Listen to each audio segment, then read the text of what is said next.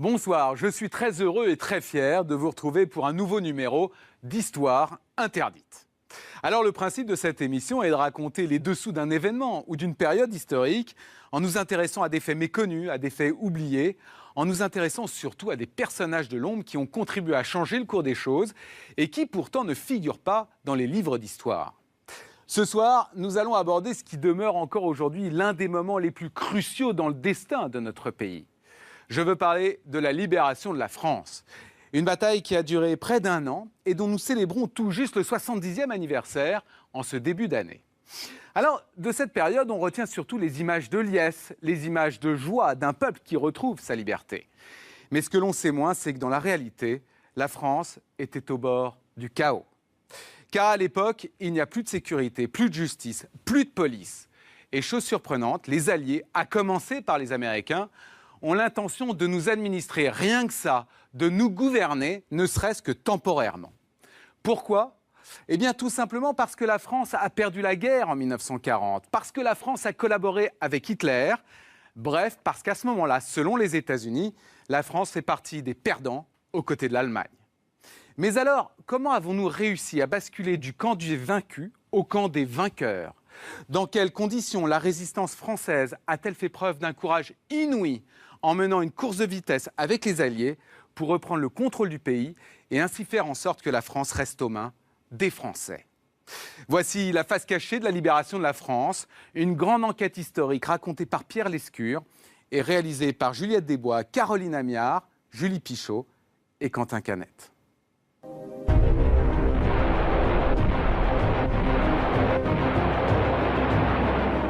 C'est une bataille qui va durer plus de 11 mois. 11 mois depuis le D-Day du 6 juin 1944. Jusqu'à la signature de la capitulation le 8 mai 1945.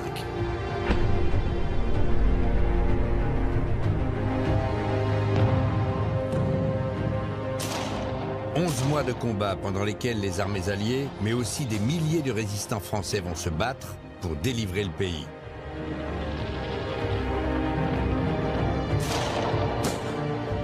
Madeleine Riffaut a 90 ans. Elle en avait 19 quand elle a pris les armes. Il y en avait marre. Il fallait que le mal cesse, que cesse le racisme, l'antisémitisme, le manque de liberté. Dans chaque nouvelle cité libérée, ce sont les mêmes scènes, les mêmes foules qui reprennent espoir, de Cherbourg à Paris, d'Aix-en-Provence à Orléans.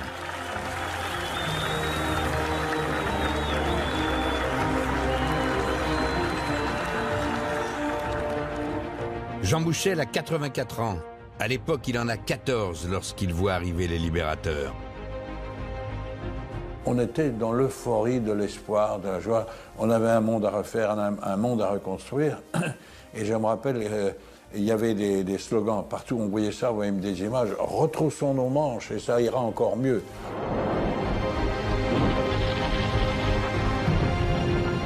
Mais derrière la liesse, derrière l'espoir, il y a une autre réalité. Le chaos, règlement de compte, scènes de violence, exécutions sommaires.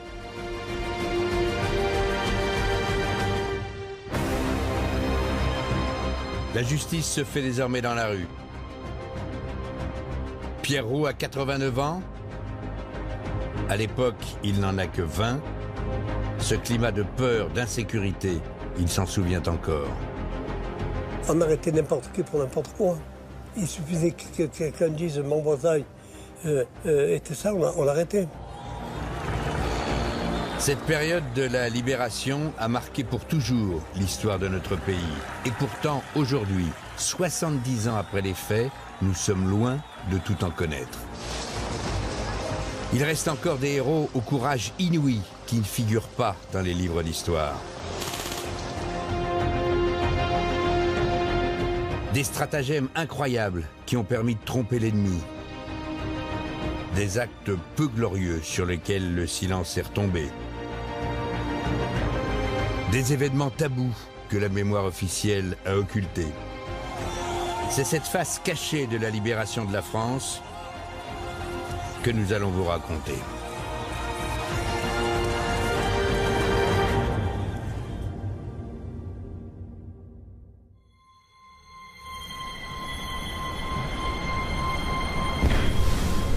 On l'ignore souvent, mais la libération de notre pays ne s'est pas seulement jouée ce fameux 6 juin 1944 avec le débarquement allié. Même si ce jour-là, plus de 150 000 soldats ont redonné l'espoir aux Français en mettant le pied en Normandie. En réalité, l'avenir de la France se disputait à des milliers de kilomètres de là.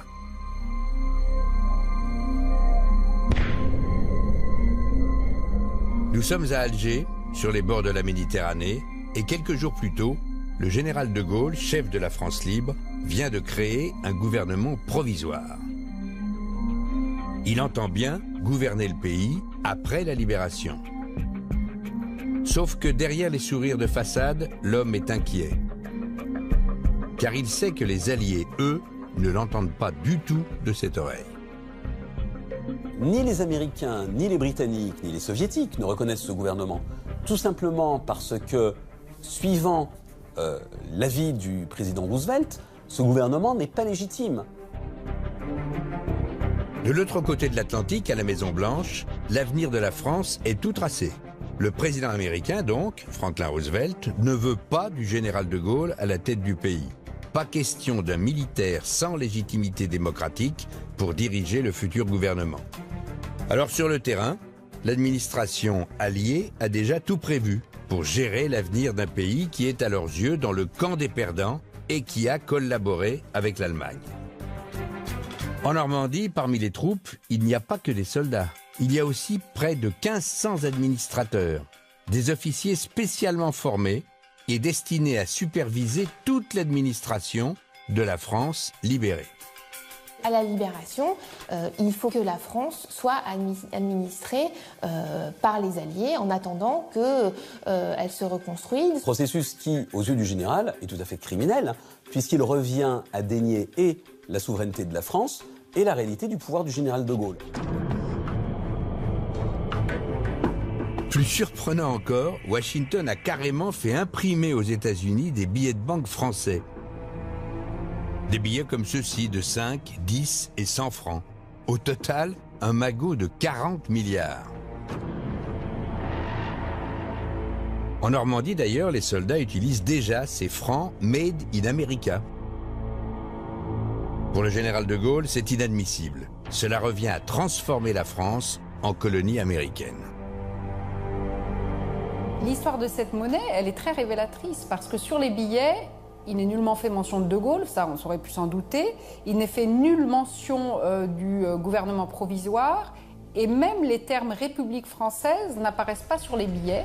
Alors pour contrer les projets américains, pour que la France libérée soit dirigée par son gouvernement, le général de Gaulle ne voit qu'une solution. Il faut que le pays montre en se soulevant qu'il participe activement à sa propre libération. Il faut une France libérée par les Français. Une France qui ne soit plus du côté des vaincus, mais des vainqueurs. C'est ce message que le général fait passer dans son discours du 6 juin. Pour les fils de France, où qu'ils soient, quels qu'ils soient, le devoir simple et sacré est de combattre par tous les moyens dont ils disposent.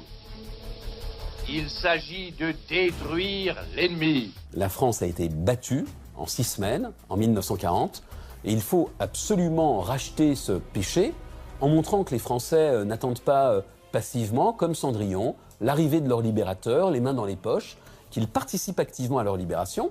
Le discours du général de Gaulle est relayé par la résistance dans les jours qui suivent, dans plusieurs villes de France. L'insurrection commence. Partout dans le pays, les Français prennent les armes pour en découdre avec l'ennemi nazi. Mais libérer le pays alors que les Américains sont encore loin, ce n'est pas si simple. Car dans la résistance, beaucoup des plus anciens, des plus gradés, ont été arrêtés et exécutés par les Allemands. Du coup, c'est toute une nouvelle génération qui rejoint la résistance. De jeunes Français qui ont parfois à peine 20 ans et qui, pour libérer leur pays, vont mener des actions d'une audace incroyable au péril de leur vie. Parmi eux, il y a une jeune femme. Madeleine Riffaut. Elle a 19 ans. Ne vous fiez pas aux apparences. Sous ces airs de jeune fille modèle se cache en réalité une résistante coriace et déterminée.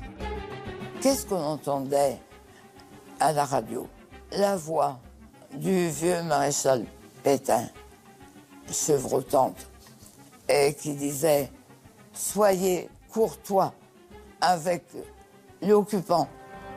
Bah, j'ai pas envie, moi. J'ai pas signé l'armistice, moi. C'est pas moi qui l'ai signé. Dis donc, vieux con. Madeleine Riffaut, c'est l'histoire d'une de ces jeunes Françaises ordinaires que rien ne destinait à devenir une héroïne, mais qu'un courage inouï va faire entrer au cœur de la grande histoire.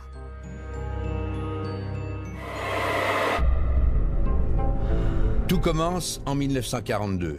Originaire d'un village de Picardie, Madeleine s'installe à Paris pour suivre des cours de médecine à la Sorbonne. Elle veut devenir sage-femme. Mais en cachette de ses parents, elle a rejoint un groupe d'étudiants résistants. Dès qu'elle le peut, elle mène des actions de propagande. Elle colle des affichettes dans les rues, elle fait passer le courrier de la résistance. Ces activités peuvent lui coûter la vie. Mais ce petit brin de femme va rapidement impressionner ses supérieurs. Les actions relativement légères qu'elle a pu faire, elle les a faites, elle a donné confiance. On voit son engagement, sa passion, son assurance aussi, et son sens de la responsabilité. C'est pas une faux folle. Madeleine a du sang-froid. Elle va vite être propulsée chef de groupe. Elle commande 4 hommes et adopte un nom de code, Rainer. Elle a suivi une formation militaire au maniement des armes. On lui a fait transporter du matériel pour saboter. Elle va organiser ainsi plusieurs opérations risquées, comme l'attaque d'un policier en pleine rue pour lui voler son arme, ou le sabotage de plusieurs véhicules de l'armée allemande. Alors, lorsque De Gaulle appelle les Français à prendre les armes pour participer à la libération, il s'agit de détruire l'ennemi. Madeleine décide de prendre tous les risques pour aider à libérer la capitale. Un mot d'ordre est donné pour la région parisienne qui était de multiplier les actions spectaculaires. Les résistants les plus radicaux font circuler des tracts comme celui-ci, qui appellent sans ambiguïté à tuer des soldats allemands. Le fait de tuer un officier allemand peut créer les conditions de la libération, tout simplement en montrant par un passage à l'acte que beaucoup de choses sont possibles. Mais les hommes que commande Madeleine sont comme elle très jeunes et peu expérimentés. Et puis lorsqu'on a 20 ans, abattre un homme de sang-froid en pleine rue, serait-ce un officier allemand? Ça n'est pas si facile. Il y en a un qui me dit ben écoute Rainer, je te demande pardon, mais quand j'en ai eu un au bout de mon revolver et j'ai pas tiré. Et pourquoi t'as pas tiré? Je sais pas. J'ai pas pu, Rainer, écoute, abattre froidement un homme comme ça. Je lui ai dit, toi, t'es vraiment un petit bourgeois. Hein. En tant que chef de groupe, Madeleine n'est pas censée aller sur le terrain. Mais puisque ces hommes n'y parviennent pas, elle va passer à l'action elle-même. Nous sommes le 23 juillet 1944, c'est un dimanche. Il fait un temps magnifique. J'ai compris une chose, c'est que seule une jeune fille peut le faire. Pourquoi? Parce qu'il ne va pas se méfier. Vu d'un occupant, une jeune femme avec un pistolet prête à abattre un soldat allemand, ça paraît pas évident. Madeleine n'a qu'une chose en tête, tuer un soldat.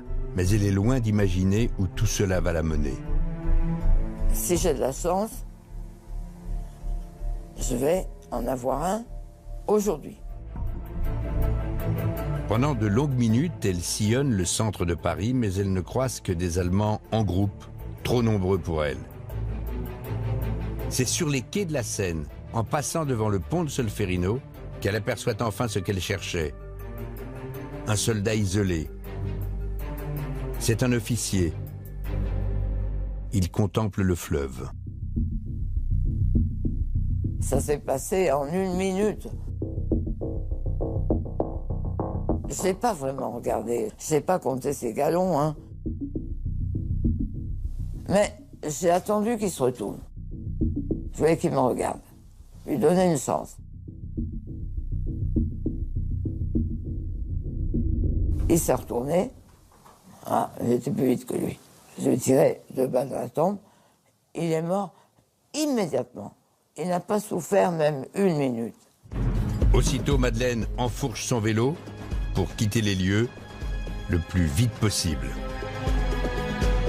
Je pense que je vais m'en tirer. Je vais passer par une petite rue et voilà. Mais dans le feu de l'action, elle n'a pas remarqué qu'à quelques mètres, un milicien français a tout vu. Il l'a prise en chasse en voiture. Et puis j'entends à ce moment-là une voiture à essence. Ça, c'est la mort. Pourquoi? Parce que l'essence, il n'y en a pas à Paris. Donc, c'est la Gestapo ou c'est la milice. La jeune fille n'a aucune chance. La voiture heurte son vélo. Elle tombe à terre. Elle est immédiatement menottée. Sous escorte, Madeleine est embarquée vers le 8e arrondissement, plus précisément vers le 11 rue des Saussets, un immeuble de sinistre réputation dans tout Paris. Depuis le début de l'occupation, il s'agit du siège de la police allemande, la Gestapo. C'est ici que sont battus et torturés à mort les résistants faits prisonniers à Paris. À partir de là, elle entre dans ce qu'elle appelle un autre monde, dans le circuit de quelqu'un qui sait qu'elle va mourir, qu'elle va être fusillée, vraisemblablement, après avoir été torturée. Aujourd'hui encore, Madeleine Riffaut ignore combien de temps elle est restée entre les mains de la Gestapo. Une seule chose est sûre, son interrogatoire a duré plusieurs jours. Elle subit des séances de tabassage en règle. Nez cassé, mâchoire déplacée, coup de pied dans le ventre.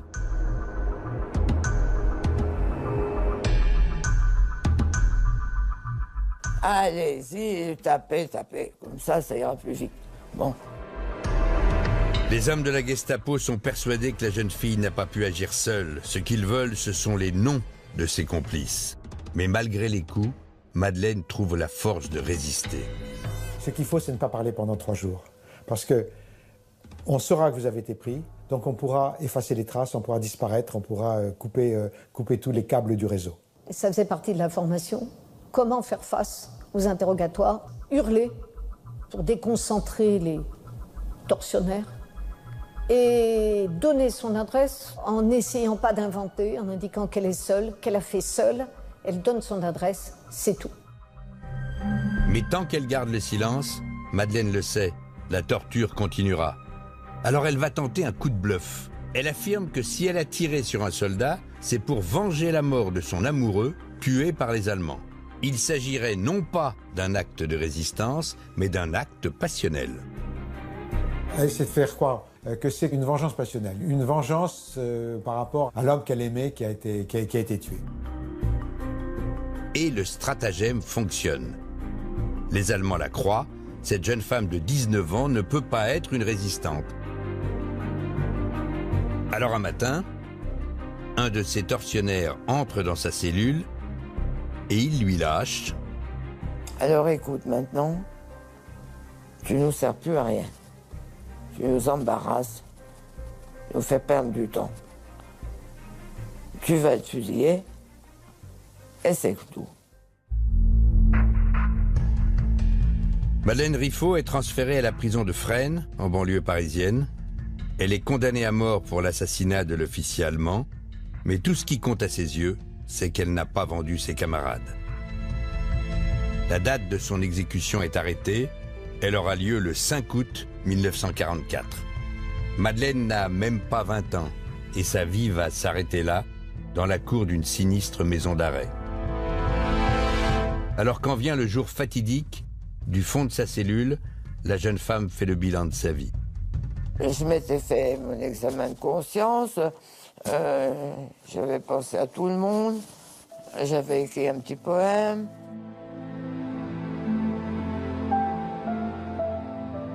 Et je me disais, finalement, qui c'est qui a gagné dans cette petite histoire? Ben, c'est toi. Parce que t'es toute petite, mais t'as pas donné tes copains. Et maintenant, tu vas être fusillée. T'es toute propre, finalement. S'il y a un paradis, tu vas tout droit, hein? Dans la cour, Madeleine entend des détonations, les premières exécutions commencées. Dans quelques minutes, elle sait que ce sera son tour. Mais alors qu'on la conduit vers la mort, un incroyable rebondissement va une nouvelle fois bouleverser son destin. Et à ce moment-là, il y a un officier qui vient, qui m'attrape par le bras gauche avec une violence terrible et me jette dans un fourgon cellulaire. Je lui dis, qu'est-ce que vous faites? Moi, je lui dis, capoute, terroriste, gros terroriste. Je lui dis tout de suite, là, Nine. Interrogatoire.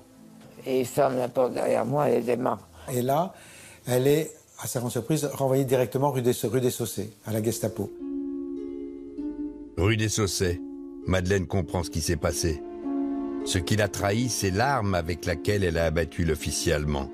Ce pistolet, elle l'avait volé elle-même quelques semaines plus tôt à un policier français, avec 2 complices. Du coup, la Gestapo a compris que cette gamine est bel et bien membre de la résistance. Alors toi, maintenant, tu nous as bien roulé dans la farine, comme vous dites en France. Tu n'es pas une petite jeune fille hystérique qui a perdu son fiancé et qui veut le venger. Tu es une résistante. Tu commandes à des hommes. Et paradoxalement, la découverte de son statut de chef de groupe va lui sauver la vie. Car nous sommes à la mi-août 1944. Les troupes alliées progressent, elles sont aux portes de Mantes, à seulement 50 km de Paris. Sur leur chemin, ce sont des milliers de soldats allemands qui ont été faits prisonniers. Alors dans la capitale, l'occupant est aux abois. Pour récupérer certains officiers de la Wehrmacht, pour leur permettre de s'échapper avant la défaite, le commandement militaire allemand accepte un échange. Il est prêt à libérer certains résistants prisonniers. Et parmi eux, il y a Madeleine Riffaut. On nous apporte de l'eau chaude pour nous laver et on nous apporte des vêtements corrects. Alors là, maintenant c'est clair, c'est un échange de prisonniers. Ça s'appelle comme ça. Le 18 août, Madeleine Riffaut sort de Fresnes. Elle est vivante. Elle n'en revient toujours pas. Mais elle ne sait pas encore que dans quelques jours, elle va participer à un nouvel acte de résistance qui va cette fois s'avérer déterminant pour libérer la capitale.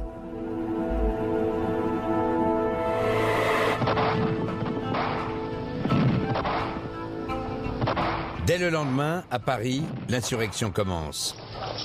La grève générale est décrétée. Partout dans les rues, les Parisiens érigent des barricades. Les Allemands ont totalement déserté certains quartiers qui tomberont bientôt aux mains des résistants.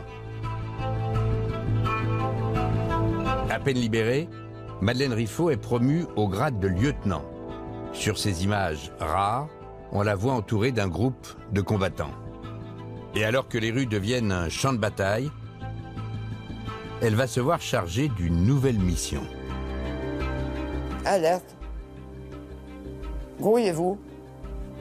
Il y a un train qui vient de Ménilmontant par la petite ceinture. Hein? Il est bourré d'Allemands. Oui, un train est en route. 14 wagons remplis de fusils, 1 tonne de munitions et une centaine de soldats. Un convoi très important pour les Allemands.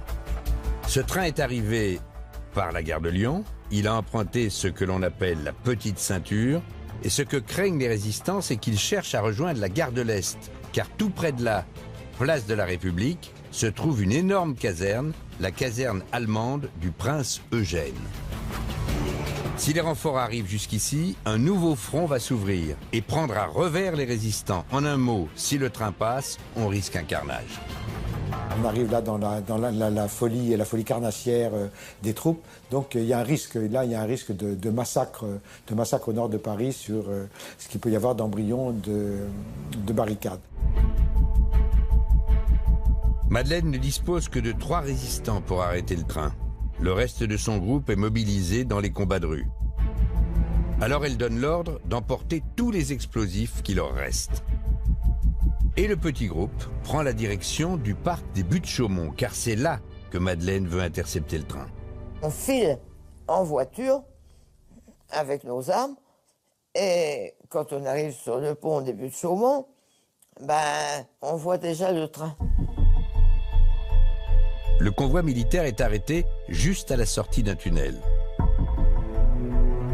Tout autour, des soldats semblent inspecter les rails et s'assurer que la voie est libre. Cachés par les arbres, Madeleine et ses hommes sont à couvert.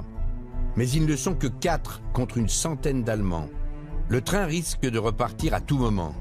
Il faut à tout prix le retenir. Alors, sans hésitation, Madeleine décide d'utiliser tout ce dont elle dispose. Il y avait des Allemands de partout.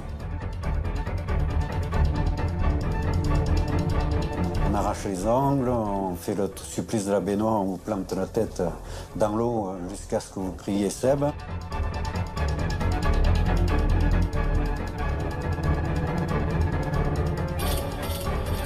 Des gens avec un brassard, des armes qui viennent arrêter un peu partout dans Paris, on se dit c'est eux qui tiennent le pouvoir. Paris brisé, Paris martyrisé, mais Paris libéré.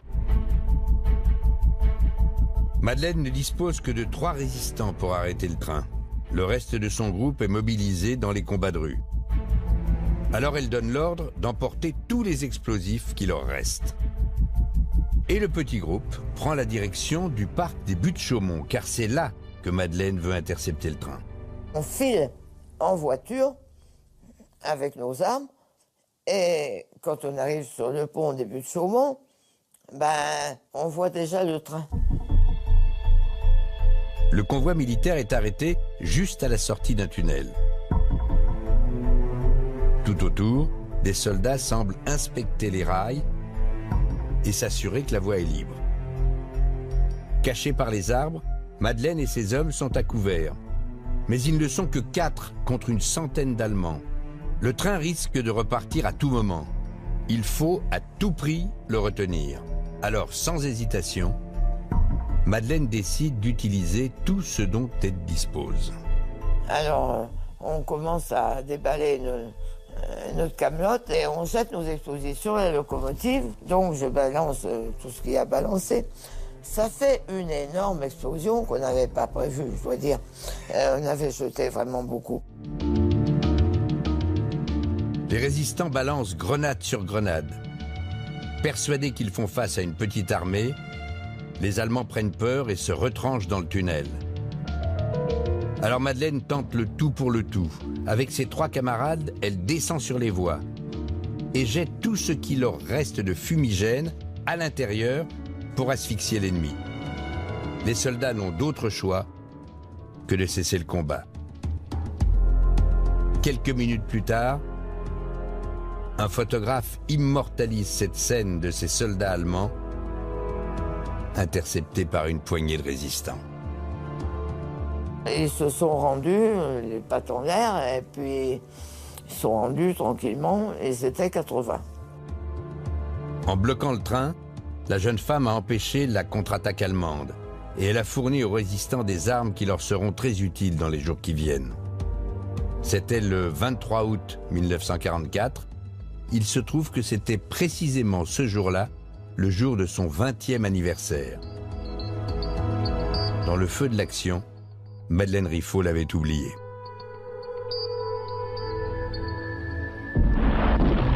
Mais Paris n'est pas encore libéré. Les combats vont faire rage encore 2 jours dans la capitale comme dans des dizaines de villes en France. Partout, les résistants ont entendu le message du général de Gaulle. Partout, ils cherchent à libérer le pays sans attendre l'arrivée des Alliés. Mais souvent, l'ennemi répond sans pitié. Comme à Tulle, en Corrèze.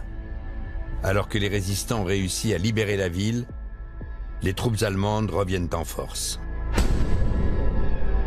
149 personnes seront déportées en représailles dans le camp de Dachau. 99 autres seront pendus aux lampadaires de la ville.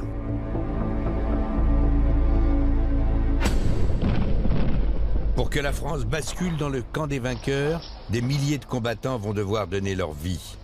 Et dans certains cas, face à des villes qui semblent imprenables, face à un ennemi plus nombreux et mieux armé, les résistants vont devoir faire preuve de ruse et d'habileté pour piéger l'occupant et parfois recourir à d'incroyables stratagèmes. En plein cœur des Alpes, niché dans cette vallée, Gap, 14 000 habitants.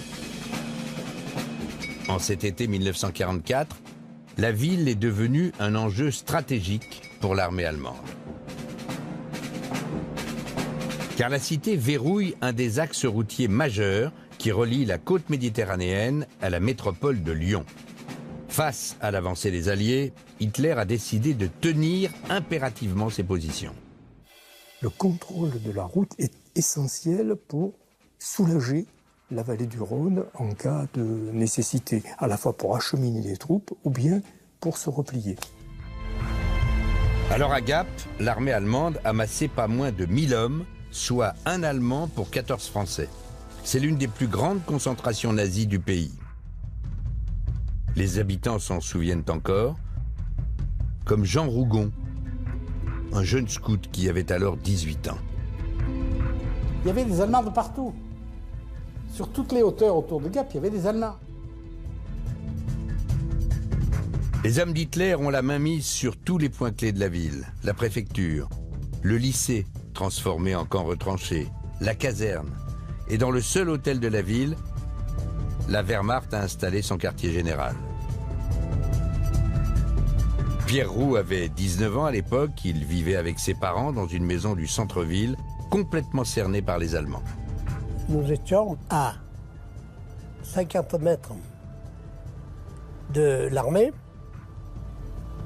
à 5 mètres de leur dépôt d'essence et à 30 mètres de leur état-major. On était bien placés, au milieu des Allemands. Et depuis le débarquement en Normandie, l'occupant se montre encore plus impitoyable. Il traque les résistants et multiplie les arrestations. La torture est devenue systématique pour montrer l'exemple à tous ceux qui tenteraient de s'insurger. Il y avait ces tortures, c'est toutes les tortures traditionnelles. Hein. On arrache les ongles, on fait le supplice de la baignoire, on vous plante la tête dans l'eau jusqu'à ce que vous criez Seb. Et quelques-uns, ils sont sortis de la torture pour aller être fusillés le lendemain, ou même le jour même, sur les routes aux abords de Gap. À l'été 44, en quelques semaines, une vingtaine d'hommes est exécutés sommairement. Pour asseoir leur autorité, les troupes allemandes n'hésitent pas à faire de certains prisonniers des boucliers humains. L'autre forme de répression, c'est de mettre des civils sur les camions, à l'avant des camions de convois allemands, en pensant que, voyant qu'il y a des civils, les maquis n'attaqueront pas ces convois. Et il y a quelques personnes qui ont été tuées dans ces circonstances aussi. On atteint une espèce d'exacerbation de la répression. Pour la résistance française, libérer cette ville sous le joug d'une domination allemande écrasante, c'est un combat qui semble perdu d'avance. Pourtant, un homme va relever le défi. Cet homme s'appelle Jean Drouot-L'Hermine. Il a 37 ans. C'est un résistant gaulliste de la première heure. Le regard perçant, l'air déterminé, c'est un meneur d'hommes. Sa fille, Sylvie, se souvient de son caractère volontaire et parfois rugueux. Quelqu'un qui avait une présence, un charisme, un pouvoir de conviction très important. Pour ça, il faut être intelligent, il l'était beaucoup. Il ne montrait pas son humanité, et il était d'une intransigeance incroyable et pas diplomate du tout. Parce que c'est un soldat, c'est un guerrier. Un guerrier. Un guerrier au parcours impressionnant. À son actif, plus de 4000 résistants formés au combat et une centaine de sabotages. Et alors pour libérer Gap, l'imprenable Gap, c'est lui que choisissent les hommes de Gaulle. Lorsqu'il arrive dans les Alpes, début juillet 1944, Drouot-Lhermitte sait qu'il doit s'attendre à une mission périlleuse. Il ne dispose que d'un commando de quelques hommes. Pour libérer la ville, il lui faut impérativement lever des troupes. Il pense alors pouvoir s'appuyer sur les combattants locaux retranchés dans les forêts avoisinantes. Mais à l'inspection des troupes, c'est la déconvenue, car la résistance locale se résume à une poignée d'hommes, certes vaillants, mais qui manquent de tout. Nous avons retrouvé le rapport d'un chef local qui déplore son sous-équipement. Pour 27 hommes, nous n'avons que 5 fusils, 16 mitraillettes, un pistolet et 7 grenades. La résistance n'a pas d'artillerie, de petite artillerie, n'a pas d'obusier, très peu. Enfin, bien souvent, on a les fusils, mais on n'a pas les munitions. Bien, on a les munitions, mais pas les fusils correspondants. Non, là, les moyens sont dramatiquement faibles. Avec un effectif si peu nombreux et aussi mal équipé, Drouot-Lhermitte doit se rendre à l'évidence. Jamais il ne pourra enlever Gap aux Allemands. Pour renforcer ses rangs, il lui faut plus d'hommes. Alors il va se tourner vers les maquisards. Les maquisards à l'époque, ce sont ces hommes qui se cachent dans les montagnes. Dans les environs de Gap, comme autour de toutes les villes de France, on les compte par centaines. En grande majorité, ils cherchent à échapper au travail forcé en Allemagne. Et ils sont parfois à peine sortis de l'adolescence, comme Jean, le boy scout. On était une quarantaine d'hommes, une douzaine de scouts et une quarantaine d'hommes avec un curé, avec certains officiers, avec... Bon, voilà. Et on vivait dans une forêt, on était dans la nature, quoi. On a tué une vache un jour pour pouvoir la bouffer. Pour la plupart, ces maquisards savent à peine tenir une arme. Alors Drouot-Lhermitte va tenter un pari. Faire de cette armée de gamins une vraie force de frappe, en seulement quelques semaines. Pour les armées, il obtient quelques parachutages des alliés anglais, un peu d'équipement, des mitraillettes, des pistolets. Et pour les préparer physiquement au combat, Drouot-Lhermitte et ses hommes organisent de véritables camps d'entraînement dans le maquis. Tout était à faire, notamment au niveau de la discipline et des actions de guérilla. Pendant plusieurs jours, dans les montagnes qui entourent Gap, des centaines d'hommes apprennent le maniement des armes et l'art de l'embuscade. Avec des recrues aussi jeunes, il faut quasiment partir de zéro. De l'entraînement, nuit et jour, des marches forcées, du salut militaire, de l'obéissance, du maniement de nouvelles armes qu'ils ne connaissaient pas. Eh oui, le problème, c'est qu'on ne s'improvise pas soldat aussi rapidement. Pierre et Jean s'en souviennent, la première fois qu'ils ont manié des armes, cela a bien failli virer à la catastrophe.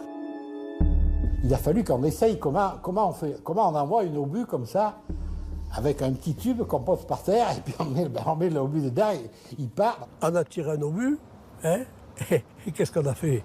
On a foutu le feu dans la forêt. Et les autres maquisards ne sont pas vraiment plus doués, malgré des semaines d'entraînement intensifs. Drouot-Lhermitte doit se rendre à l'évidence. Ces apprentis soldats ne seront pas à la hauteur. Les envoyer au combat contre la garnison allemande serait suicidaire. Libérer Gap avant l'arrivée des Alliés semble d'autant plus compromis que d'ici quelques semaines, les résistants le savent, les Américains s'apprêtent à débarquer en Provence pour libérer le sud de la France en remontant par la vallée du Rhône jusqu'à Lyon. Pour Drouot-Lhermitte, c'est donc une course contre la montre qui commence. Il voulait arriver à ses fins sans les Américains. C'était très très important pour lui, pour De Gaulle. Et la solution ? Drouot-Lhermitte va la trouver grâce à un homme de la région, un certain Paul Hérault. Le visage buriné, c'est un montagnard rompu aux grandes randonnées dans les Alpes. C'est surtout lui qui est à la tête de la poignée de résistants actifs dans la région de Gap. Un chef populaire et respecté. Paul Hérault, c'est la figure emblématique de la résistance dans les Hautes-Alpes. C'est un personnage que les gens admirent, qui est désintéressé, qui prend des risques énormes pour lui, qui a une espèce de courage physique étonnant, qui est peut-être lié à son endurance de montagnard. Paul Hérault est un combattant hors pair et un stratège. Il a une idée pour libérer sa ville, une idée complètement folle. Puisqu'il semble impossible de prendre Gap par la force, il va proposer de le faire par la ruse. Et voilà comment ils vont s'y prendre. À partir du 9 août, avec leurs petits moyens, les résistants planifient une série de sabotages très ciblés. Avec leurs troupes de jeunes soldats et les explosifs parachutés par les Anglais, ils font sauter à l'ouest l'unique voie ferrée qui mène à Gap, le viaduc de la Selle. À l'opposé, à l'est, ils coupent le pont de Savines qui verrouille l'un des principaux axes routiers de la ville. Pendant 15 jours, ils multiplient les attentats. Et au fur et à mesure, ils réussissent à isoler Gap du reste de la région. Gap, c'est un bassin, donc si vous êtes au fond du bassin, je pense que la géographie donnait l'impression que si effectivement vous étiez coupé de tout, l'encerclement ou le siège, je ne sais pas combien de temps il pouvait durer, pouvait être décisif sur la décision de reddition. Les résistants veulent faire croire aux Allemands qu'ils sont encerclés par un ennemi puissant et qu'ils n'ont aucune chance de sortir vivants de la cuvette de Gap. Où il y a un harcèlement tel, il y a tellement d'actions qui conduisent d'ailleurs à exagérer probablement le nombre de résistants. Il y avait en permanence des attentats contre les Allemands, donc les Allemands, ils se sentaient cernés, c'est évident. Persuadés qu'une véritable armée les a pris au piège, les Allemands n'osent presque plus sortir de la ville. Alors les hommes de Drouot-Lhermitte en profitent pour occuper le terrain. Dans les jours qui suivent, chose incroyable à l'époque, ils paradent au volant de voitures bardées de fanions et peinturlurées de grosses lettres blanches FFI pour Force française de l'intérieur. Leur message est clair, la résistance a pris l'avantage dans la région, la victoire n'est plus qu'une question de jours. Ce qui compte, si vous voulez, pour la résistance, c'est son efficacité. Elle ne se mesure pas en combat, elle se mesure par ces actions qui montrent sa présence et qui démoralisent l'adversaire. C'est une action psychologique, bien entendu. Retranchés dans la cité, les Allemands se sentent acculés. En témoignent d'ailleurs des lettres publiées dans un livre des années plus tard, et retrouvé dans le lycée de Gap, l'un des camps retranchés de la Wehrmacht. Durant l'été 1944, certains soldats allemands confient leurs inquiétudes à leurs proches. Quand pourrons-nous sortir de ce sale trou? Ça sent la souricière où il n'y a plus d'issue. Il y a beaucoup de terroristes. Il s'agit d'être vigilant. C'est encore plus dangereux que sur le front, car on ne sait pas d'où ces chiens nous tirent dessus. Ils ont créé un sentiment de peur chez les Allemands, d'encerclement qui était totalement surfait, puisqu'ils étaient que quelques-uns et qui se déplaçaient très vite. En à peine 2 semaines, grâce au plan de Paul Hérault, les résistants ont réussi à tromper les Allemands. Drouot-Lhermitte espère maintenant convaincre l'ennemi de capituler et de se rendre sans combattre. Seulement voilà, le grand coup de bluff va connaître un imprévu dramatique. L'épisode a eu lieu quelques jours plus tôt. Alors qu'il partait retrouver ses hommes dans le maquis, sur une route déserte, a priori sans risque, Paul Hérault tombe nez à nez avec un convoi allemand. Voyant ce barrage, ont certainement essayé d'échapper et peut-être de rebrousser chemin. Pas question de se faire prendre. Paul Hérault tente de s'enfuir à travers champs. Mais les Allemands ne lui en laissent pas le temps. Et les Allemands tirent, bien sûr. On est dans cette période où on n'attend pas, on ne cherche pas à faire des prisonniers. Hein. Le résistant est touché à la cuisse et dans le dos. Il meurt sur le coup. Pour la résistance locale, c'est une perte terrible. L'annonce de sa mort, tous les gens qui ont été pris dans l'action et qui en ont parlé prennent ça comme une catastrophe, quoi. Sa disparition est une perte pour la résistance. Privés de leur leader local, les résistants de Gap commencent à douter. Le coup de bluff va-t-il vraiment fonctionner? Les Allemands sont-ils prêts à se rendre sans combattre? Sans leur chef, ils craignent maintenant un bain de sang lorsqu'il s'agira de s'emparer de la ville. Ce qu'on ne savait pas, c'était la capacité de riposte et la volonté de riposte des Allemands. Ce qui se serait passé, c'est qu'on aurait eu plusieurs heures de combat sur la périphérie de la ville, voire en ville même. Donc on aurait eu des pertes et des destructions considérables. Certains maquisards ne veulent plus prendre aucun risque, d'autant que l'information a été confirmée. Les Américains ont débarqué en Provence le 15 août. Dans quelques jours, tout au plus, ils seront dans la région. Alors pourquoi ne pas les attendre? S'il veut réussir son pari de libérer Gap avant les Alliés, Drouot-L'Hermine doit réagir. Le 18 août, le résistant gaulliste précipite les choses. Il envoie 2 émissaires à Gap auprès des Allemands. Leur mission est culottée. Expliquer que la ville est cernée et qu'il n'y a pas d'autre choix que de capituler. Les Allemands, usés par des semaines de guerre psychologique, acceptent de déposer les armes. Seulement voilà, il reste un dernier obstacle. Ils ne veulent se rendre qu'à une armée régulière. Les officiers allemands refusaient toute reddition de leurs forces à des non-militaires. C'est-à-dire qu'ils refusaient de traiter avec des responsables des maquis, qui restaient des terroristes. Il avait peur d'être passé par les armes, torture, je ne sais pas quoi. Pour lui, c'était des terroristes. Et c'était une humiliation de se rendre à des terroristes plutôt qu'il préférait se rendre à la belle armée américaine. C'était quand même plus glorieux. Voici Drouot-L'Hermine dans une impasse. Sans les Américains, il n'obtiendra jamais la reddition des Allemands. Mais avec les Américains, sa mission sera un échec. Il n'aura pas réussi à libérer la ville uniquement avec des résistants français.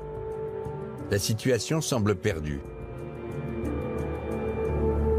Alors le résistant va tenter un dernier coup de poker. Le 20 août 1944, au-dessus de la ville de Gap, vers 17h.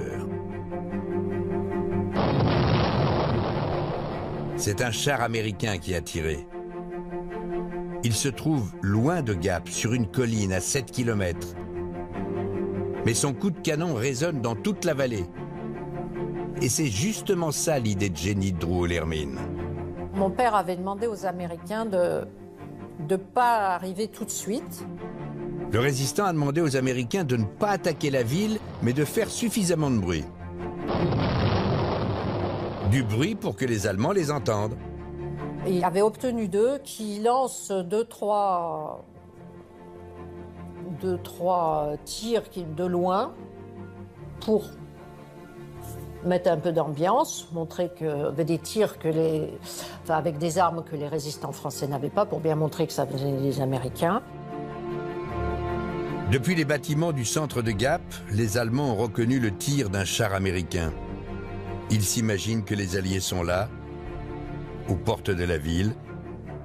C'est exactement ce que voulait leur faire croire le résistant. Et en leur amenant un char américain qui a tiré un obus, simplement pour dire qu'ils étaient là, eh bien, avec un drapeau blanc, ils sont venus, ils ont dit on se rend. Voilà. Et la reddition s'est faite en un quart d'heure. Et c'est ainsi que l'ennemi se rend aux résistants français, 1200 soldats allemands, dont 40 officiers, qui se livrent sans tirer un coup de fusil. Dans Gap libéré, les hommes de Drouot-L'Hermine défilent victorieux. Les ordres du général de Gaulle ont été respectés. La mission est réussie. Le commandant allemand s'est rendu à mon père. Les Américains n'étaient pas encore là. Et il lui a donné son pistolet. C'est un pistolet que mon père a gardé toute sa vie. Et là, c'est miraculeux, absolument miraculeux. Voilà une petite ville avec cette garnison considérable, dont tout le monde pouvait craindre qu'elle ne se défende, que les Américains viennent bombarder, enfin qu'il y ait des combats, que ça soit absolument sanglant. Et là, ça se passe dans des conditions qui sont des conditions mais inespérées.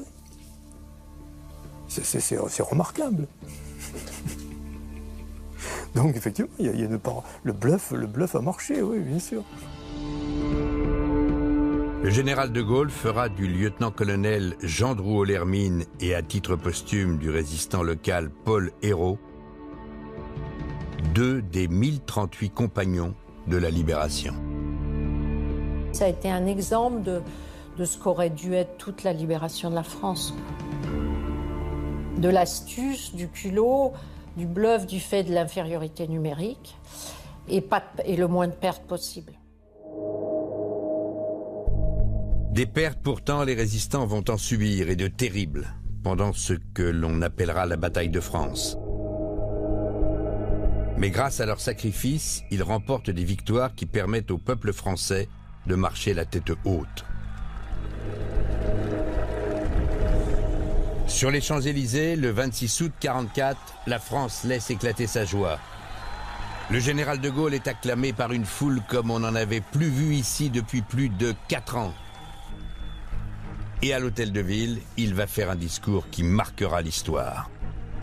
Paris, Paris outragé, Paris brisé, Paris martyrisé, mais Paris libéré. Mais surtout, il va envoyer au monde un message essentiel. Les Français ont reconquis leur capitale par eux-mêmes. Libéré par lui-même, libéré par son peuple avec le concours des armées de la France, avec l'appui et le concours de la France tout entière. Le général le sait, il est en passe de gagner son pari.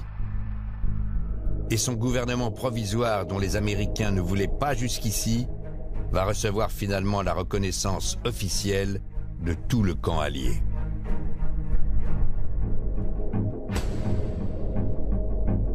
Mais si la capitale est libérée, la France, elle, est loin d'être délivrée de l'occupant allemand dans sa totalité. Il va falloir encore des mois aux armées alliées et aux résistants pour reconquérir l'ensemble du territoire, en avançant pas à pas, au prix de violents combats. Et dans chaque commune où les Allemands rendent les armes, voilà ce que les actualités de l'époque filment. Des foules en liesse, des foules qui acclament les libérateurs, des foules soulagées d'être débarrassées de l'occupant. Et pourtant, derrière les images de joie d'un peuple qui retrouve sa liberté, une autre réalité, beaucoup plus sombre celle-là, s'impose à la plupart des Français. Pierre Roux, le jeune maquisard de la ville de Gap, avait 19 ans à l'époque. Il s'en souvient comme si c'était hier. C'est après la libération, les quelques jours qui ont suivi. Parce que comme m'arrêter n'importe qui pour n'importe quoi, il suffisait que quelqu'un dise mon Bretagne était ça, on l'arrêtait. Car désormais en France, l'heure est au règlement de compte. Des femmes sont tondues en place publique parce qu'elles auraient couché avec des Allemands. Des Français sont tabassés en pleine rue devant les caméras parce qu'ils auraient collaboré avec l'ennemi. Vous avez une population qui est excédée par 4 années d'occupation. Vous avez des résistants qui ont parfois été très durement réprimés, non seulement par les Allemands, mais également par l'appareil d'État vichiste, et que toute une partie de la population française réclame vengeance.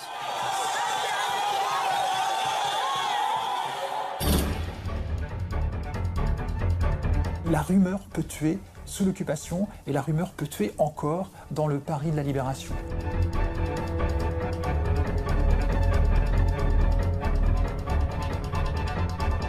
Elle va être victime, si vous voulez, je ne sais pas comment appeler ça, de vindicte ou de règlement de compte de voisinage.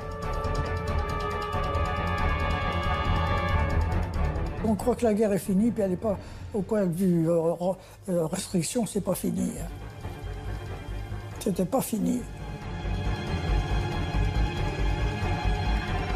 Entre le Calvados, l'Eure-et-Loir et la région parisienne, en fait, là, en plein milieu, là, c'était la vallée des pirates. C'est là où se passaient les détournements de marchandises, en fait. Pourtant, derrière les images de joie d'un peuple qui retrouve sa liberté, une autre réalité, beaucoup plus sombre celle-là, s'impose à la plupart des Français.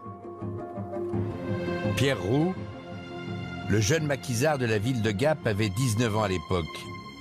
Il s'en souvient comme si c'était hier. C'est après la Libération, les quelques jours qui ont suivi.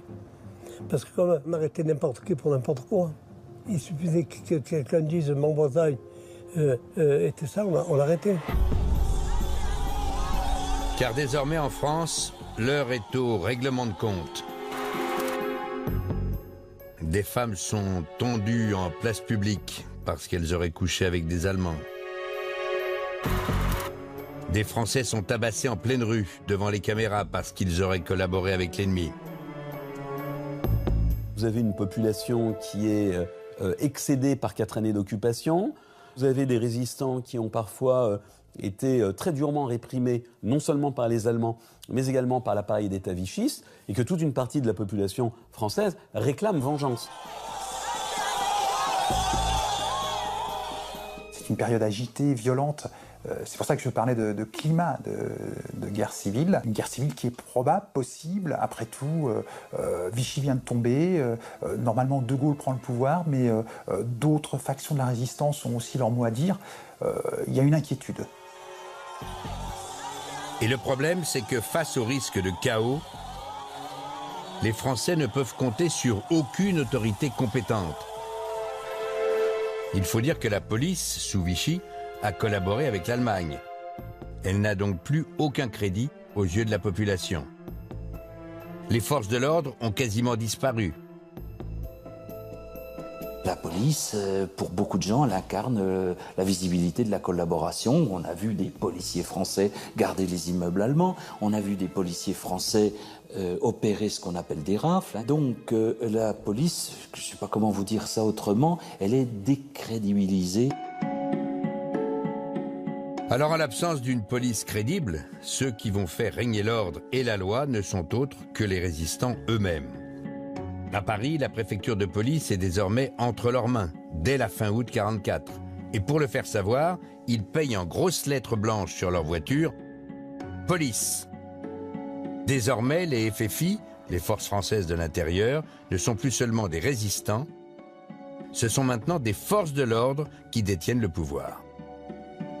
Je pense qu'il est important de se souvenir que qui détient le pouvoir? Celui qui détient les pouvoirs de police, celui qui détient les pouvoirs de justice. Donc quelque part, créer une police FFI, quel que soit le nom qu'on lui donne, hein, c'est-à-dire des gens avec un brassard, des armes qui viennent arrêter un peu partout dans Paris, on se dit c'est eux qui tiennent le pouvoir. L'objectif des FFI, faire régner l'ordre et surtout arrêter les collabos pour les juger. Désormais, des tribunaux et commissariats populaires se mettent en place sur l'ensemble du territoire, entre autres à Lyon, Grenoble, Montpellier, Toulouse et Paris. Les résistants ont maintenant carte blanche pour faire régner l'ordre et la justice, et certains ne vont se fixer aucune limite dans l'exercice de leurs fonctions. Les victimes ne sont pas écoutées, mais en tout cas, on est dans un cadre qui relève d'une pseudo-justice. Il y a tout un tas de gens qui arrêtent, il y a des gens qui jugent, il y a des gens qui exécutent. Ils sont complètement en marge des lois. C'est la face noire de la libération, un sujet tabou qui a longtemps été occulté dans nos livres d'histoire. Un lieu va à lui seul incarner les dérapages de cette justice expéditive. Ce lieu, c'est l'Institut dentaire de Paris. Un énorme bâtiment en briques dans le 13e arrondissement de la capitale. Le 20 août 1944, des résistants réquisitionnent l'Institut pour en faire une sorte de tribunal. L'amphithéâtre est ainsi transformé en salle d'internement collectif. C'est à l'Institut dentaire que sont désormais enfermés puis jugés la plupart de ceux qui, dans la région parisienne, sont arrêtés pour avoir collaboré avec l'occupant allemand pendant la guerre. Des habitants qui ont dénoncé des voisins juifs, des miliciens qui ont traqué les résistants, des hauts fonctionnaires qui ont travaillé main dans la main avec les nazis. À la tête de l'Institut, un certain René Santuc, un homme tout-puissant, plus connu à l'époque sous le nom de Capitaine Bernard. Mais un capitaine qui n'a pas vraiment eu le temps et l'occasion de faire beaucoup de résistance. Il faut dire que les années d'occupation, c'est dans cette prison de Chartres, puis dans un camp d'internement près de Châteaubriand qu'il les a passées. Car dès 1940, ce militant communiste est arrêté pour être ensuite incarcéré pendant 4 ans par le régime de Vichy. Ce n'est que quelques mois avant la libération qu'il parvient à s'en échapper pour rejoindre la résistance communiste. Très rapidement, il se voit confier la mission de diriger un tribunal à l'Institut dentaire de Paris. Auprès de lui, une dizaine de résistants et tous sont aux ordres. Ils ont tous cette vision d'un type d'une froideur extrême, qui de temps en temps a quand même des moments, des accès de fureur, et de quelqu'un d'extrêmement dur, bien sûr, et sans pitié, impitoyable, au sens propre. Et comme c'est la mission d'épurer, de tuer les ennemis de la résistance et du Parti communiste est une mission prioritaire, il va remplir sa mission. Et très vite, les hommes de René Santuc vont arrêter des dizaines de collaborateurs. L'Institut dentaire va ainsi devenir l'un des hauts lieux de l'épuration menée par la résistance. En moins d'un mois, 200 personnes vont y être incarcérées. Pour y parvenir, il ne s'impose aucune règle, aucune procédure.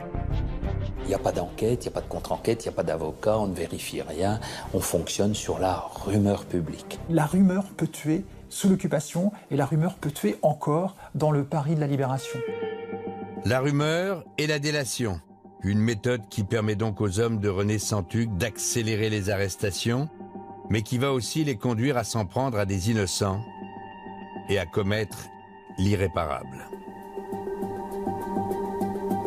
Pour nous en rendre compte, nous avons fouillé dans les archives de la préfecture de police de Paris, en banlieue parisienne, un énorme entrepôt où sont conservés sur ces étagères des centaines de milliers de documents. Ils font état de tous les délits, petits et grands, à Paris depuis 150 ans. Parmi les cartons, il y a un dossier bleu, numéro 77 W924. Il date du 20 mars 1946, un dossier qui contient des informations édifiantes sur l'Institut dentaire. Car à l'intérieur, une enquête policière menée après la guerre retrace les circonstances du décès d'une femme, une certaine Madame Goa. Selon ce rapport, Madeleine Goa, qui n'avait jamais fait parler d'elle, a été retrouvée morte le 29 août 1944. Le document ajoute que le corps était criblé de balles. Le rapport de police conclut par cette phrase « Elle aurait été arrêtée et fusillée par erreur par les FFI à l'Institut dentaire. » Mais alors, pourquoi une innocente a-t-elle été exécutée? Je crois que c'est l'exemple le plus abouti. Il y en a des centaines d'autres, mais c'est un des exemples les plus aboutis, les plus tragiques de cette situation, qui est celle aussi de la libération. Une histoire dramatique qui commence le 25 août 1944. Ce jour-là, les troupes de la 2e DB du général Leclerc rentrent dans Paris pour libérer la capitale. Mais en marge de la foule qui accueille les Français et les Alliés sur les grands axes de la ville, Les combats continuent dans les rues et les faubourgs. La tension reste forte, notamment sur la rive gauche, le long de l'avenue d'Italie. Il y a encore quelques jours, d'irréductibles partisans de l'Allemagne nazie tiraient depuis les toits. Alors, pendant que les chars de la 2e DB paradent sur l'avenue, les centaines de Parisiens qui les accueillent craignent toujours ces tireurs isolés. Parmi les spectateurs, un couple, Max et Madeleine Goa, qui, sur leur balcon, observent le défilé avec une longue vue. Or, le problème, c'est qu'une longue vue de loin, cela ressemble à un canon de fusil. Et quelqu'un, la phobie, vous savez, c'était une incroyable folie à l'époque, des tireurs des toits, tout le monde se met à tirer dans toutes les directions, les désigne comme étant des tireurs des toits. La foule s'engouffre dans l'escalier, force les portes, lynche à moitié les Goa, pille l'appartement en passant d'ailleurs, où évidemment on ne trouve ni fusil ni rien. Il s'agit d'un malentendu, mais personne ne veut écouter Madeleine et son mari. Le couple est alors traîné dans la rue, où continue de se dérouler le défilé de la 2e DB au milieu de la foule. C'est à ce moment-là que tout bascule. Et Max Goa, auquel la foule fait déjà un très mauvais sort, est jeté sous les chenilles d'un char Sherman de la 2e DB. Max Goa meurt sur le coup.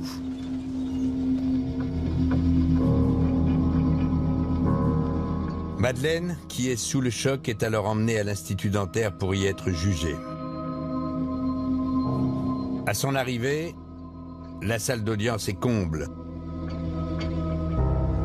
Des dizaines de prisonniers attendent d'être entendus par le tribunal populaire de René Santuc. Parmi les détenus, un ancien député nommé au Conseil national de Vichy. Il s'appelle Louis Lévédère. Il racontera plus tard ses 16 jours d'incarcération en rédigeant dans ses cahiers d'écolier des notes sur les conditions de détention à l'Institut dentaire. Et voilà ce qu'il écrit. La salle où nous sommes s'anime. À chaque instant, on voit arriver de nouveaux détenus, dont certains ont la figure en sang et les lèvres tuméfiées. Trace d'un sérieux passage à tabac. Dans la salle, il y a une prisonnière qui retient l'attention de Louis Lévédère. C'est Madeleine Goa. Il faut dire qu'à quelques mètres de lui, Madeleine est interrogée par un résistant qui se montre particulièrement violent. « Allez-vous fermer votre gueule ?» hurle soudain un garde, l'homme à la matraque. Espèce de sale garce. Tiens, tiens et puis tiens encore. À ce moment-là, devant Lévédère, le résistant se déchaîne sur Madeleine Goa. La femme a mis son bras au-dessus de sa tête et se courbe, sous le déluge des coups de matraque. Je me sens mal à l'aise. Pendant 4 jours, Madeleine va ainsi subir cette brutalité sans jamais cesser de clamer son innocence.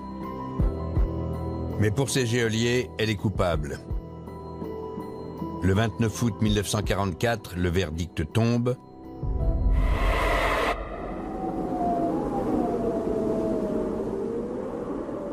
Madeleine est emmenée dans la cour de l'Institut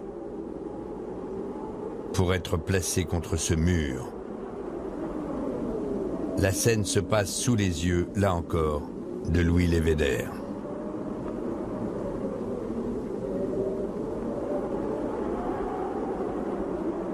J'ai vu coller la femme au mur. J'ai vu lui bander les yeux.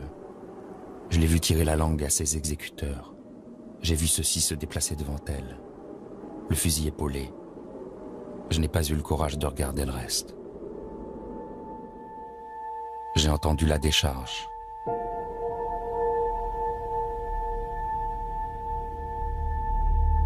Madeleine Goa sera retrouvée avec plusieurs balles dans le corps.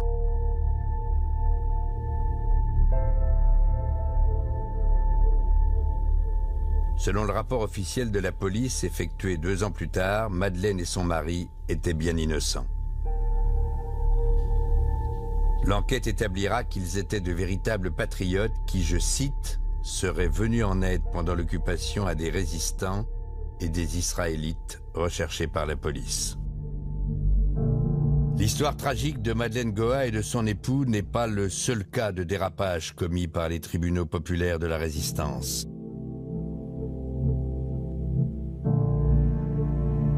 À la Libération, des centaines de Français partout dans le pays vont se retrouver aux mains de cette justice expéditive.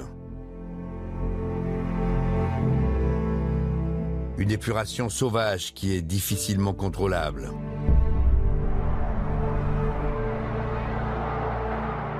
Alors, pour le général de Gaulle, qui dirige le gouvernement provisoire de la France depuis quelques semaines, il y a urgence.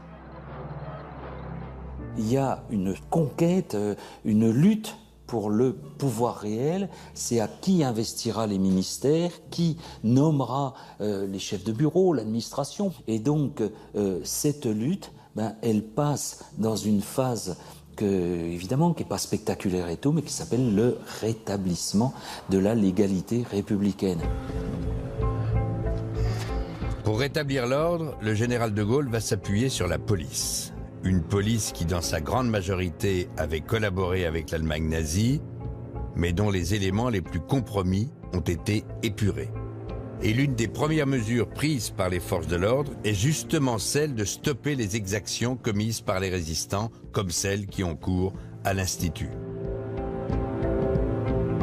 Le 3 septembre 1944, une directive du préfet de police de Paris est on ne peut plus claire. Aucune arrestation ne doit être effectuée autrement que par les agents de la force publique.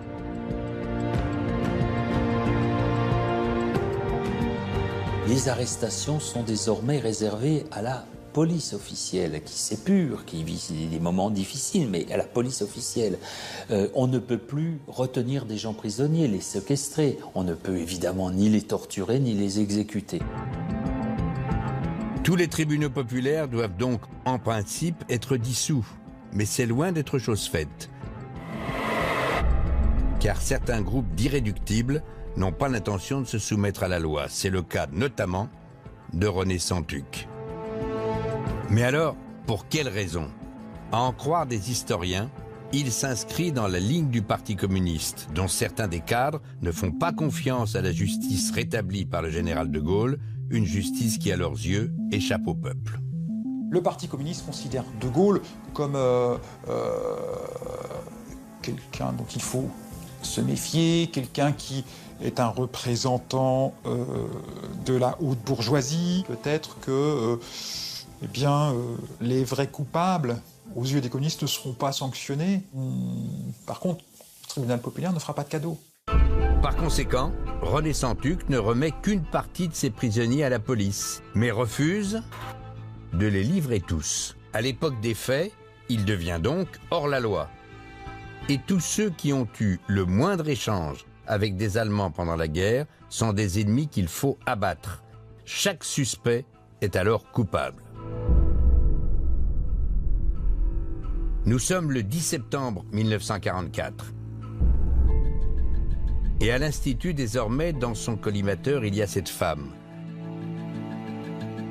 Berthe Verly. Une personne jusque-là sans histoire, mais dont le destin a basculé du jour au lendemain, 2 semaines plus tôt. Elle va être victime, si vous voulez, d'une je ne sais pas comment appeler ça, de vindicte ou de règlement de compte de voisinage. Fin août 1944, Berthe Verly habite à Garches, dans la région parisienne. Elle y tient une blanchisserie. Pendant l'occupation, son commerce a été fréquenté par les Allemands qui occupaient une caserne dans les environs. Une réalité qu'elle a subie et qui va pourtant lui coûter très cher. Car à la Libération, elle est dénoncée par un voisin, aux hommes de René Santuc, pour avoir commercé avec les Allemands et en avoir tiré profit. Nous avons retrouvé sa fille. Jacqueline a 92 ans. Elle en avait 20 quand sa mère a été emmenée à l'Institut dentaire. Ils sont venus la chercher, ils l'ont embarquée. Elle était assise par terre et ils mettaient leurs pieds sur elle.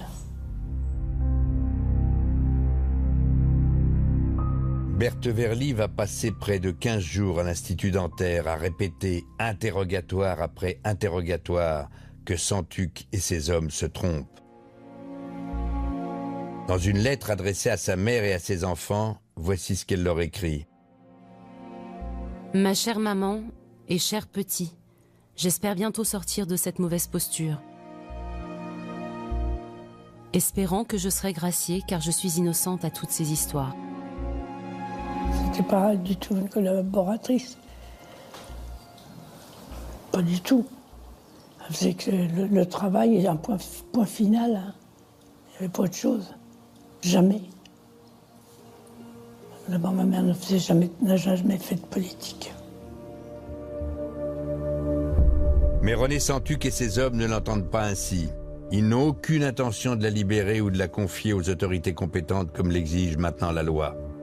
Berthe Verly sera abattue de 2 balles dans la nuque. Son corps sera retrouvé quelques jours plus tard dans la Seine avec un pavé autour du cou. Comme 37 autres victimes de l'Institut dentaire. Personne n'a s'occupé d'elle. Personne ne savait.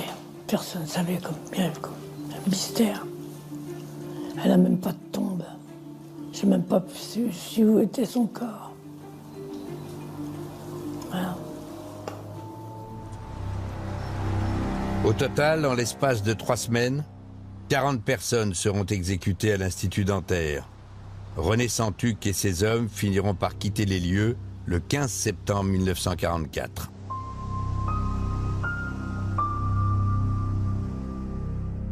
Une enquête policière a été ouverte après la fermeture de l'Institut. Alors nous sommes retournés aux archives de la préfecture de police pour connaître les conclusions du rapport concernant René Santuc. Dans son dossier, on trouve toutes sortes de documents. Certains évoquent son engagement comme syndicaliste révolutionnaire. Un homme, guillemets, convaincu des doctrines du Parti communiste, fermez les guillemets. D'autres documents abordent sa détention pendant la guerre à la maison centrale de Clairvaux. Mais s'agissant de l'Institut dentaire qu'il a dirigé à la Libération, le rapport de police est étonnamment vide. La police a-t-elle manqué de curiosité? A-t-il été protégé? Après la Libération, la justice française ouvrira bien une instruction. Mais René Santuc bénéficiera d'un non-lieu. Le motif, le voici. Le ministère public n'a pas apporté la preuve que les actes reprochés à René Santuc sont complètement étrangers à la résistance et à la libération du territoire national. En conséquence, déclare l'action publique éteinte en ce qui le concerne. Cour d'appel de Paris, le 7 juillet 1955. René Santuc n'a donc pas été poursuivi. Et à partir des années 50, il est devenu conseiller municipal de la ville de Malakoff, en banlieue parisienne.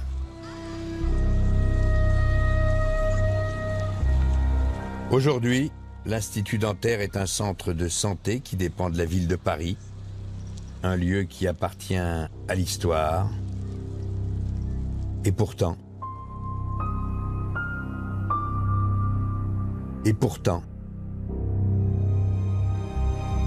nulle part ici n'est indiqué que 40 personnes ont été exécutées à la Libération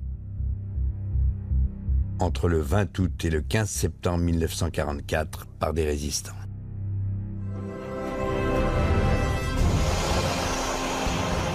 Il faut dire que dans cette France qui redécouvre la liberté, le peuple regarde maintenant vers l'avenir.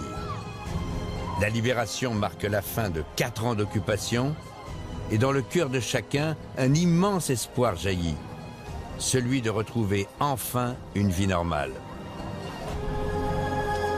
Mais ce que les Français ne savent pas, c'est que dans les mois qui viennent, leur quotidien va être encore plus difficile que sous l'occupation. Car une menace vitale les guette. Ils vont avoir faim. Très faim. L'espoir des Français, et surtout des citadins, il faut bien voir cette disparité-là, c'est de manger. C'est de penser que le départ des Allemands rimera avec abondance. Que les Français passeront d'une économie de pénurie à une économie d'abondance. Le bout du tunnel est encore loin. Car certaines scènes que les Français ont bien connues durant l'occupation, ces queues interminables devant les magasins d'alimentation qu'on pensait disparus, bien au contraire, vont se multiplier. Ginette Vergès s'en souvient bien. La Libération, elle a 18 ans et vit à Montrouge, à côté de Paris. Aînée d'une famille de 4 enfants, c'est elle qui est chargée de faire les courses pour nourrir la famille. Faire la queue, ça c'était les 3/4 de notre vie. On ne pensait qu'à ça. C'était très lent. Vous avanciez de 2 pas, et puis on attendait encore, et puis c'était comme ça. Et il arrivait que vous fassiez la fameuse queue, que vous espériez avoir quelque chose, vous arriviez, il n'y avait plus rien. Une pénurie de nourriture qui touche tout le pays. Paulette Caru, originaire de Cherbourg, a 95 ans aujourd'hui. À la Libération, elle en a 25. Maman d'une petite fille de 2 ans, chaque jour, elle se lève à 5 heures pour être la première dans la queue et être ainsi sûre de ramener un petit quelque chose pour sa famille. Il y avait des distributions, mais pas tous les jours. Ça dépendait du ravitaillement des commerçants. Quand on savait qu'il allait y avoir quelque chose de bien, on allait faire la queue de bonne heure. Mais se lever à l'aube ne suffit pas toujours car les magasins sont en rupture de stock. Et les panneaux qu'on voyait déjà sur les devantures fermées sous l'occupation deviennent plus fréquents. On peut lire qu'il n'y a plus de viande. Il n'y a même plus de pommes de terre, ni d'œufs, ni de lapins, ni de volailles. On conseille même de ne pas attendre inutilement. On croit que la guerre est finie, puis elle n'est pas, au point de vue restriction, c'est pas fini. C'était pas fini. Il y a des fois où on aurait donné vraiment très cher pour pouvoir goûter une pomme de terre. Je vous assure, on a manqué vraiment de l'essentiel. C'était pas facile. C'était pas facile. La pénurie est telle que certains en viennent à consommer tout ce qu'ils ont sous la main, quitte à manger ce qui hier était impensable. Dans les cas les plus extrêmes, dans certains quartiers de villes très appauvris, en 1944-1945, il y a eu quelques cas avérés par des médecins de famille de consommation de civet de chat, effectivement, dans certains quartiers pauvres de Paris, de Lyon, de Marseille ou de Lille. Je ne me souviens pas avoir vu beaucoup de chats traîner, vous voyez. Les gens qui éventuellement en avaient, je ne sais pas comment ils les nourrissaient, mais le fait est que ça ne courait pas les rues. Face à ces Français affamés, le gouvernement s'inquiète. Nous avons retrouvé un rapport écrit en juillet 1944 par le préfet de la Seine, et il est alarmiste. On peut y lire: la raréfaction et même la disparition presque complète des denrées, qu'il s'agisse de viande ou de légumes. La réapparition de longues files d'attente aux portes des boutiques ont la plus mauvaise influence sur le moral de la population et risquent de donner lieu à des incidents de plus en plus violents. Pour la première fois, ils constatent que dans les queues devant les magasins, les gens viennent aux mains parce que chacun veut essayer d'avoir le dernier bout de viande, le dernier bout de beurre qu'il reste, et il n'y en a plus assez pour tout le monde. Et si la situation empire à la Libération, c'est parce que le système de ravitaillement français a volé en éclats lors des combats.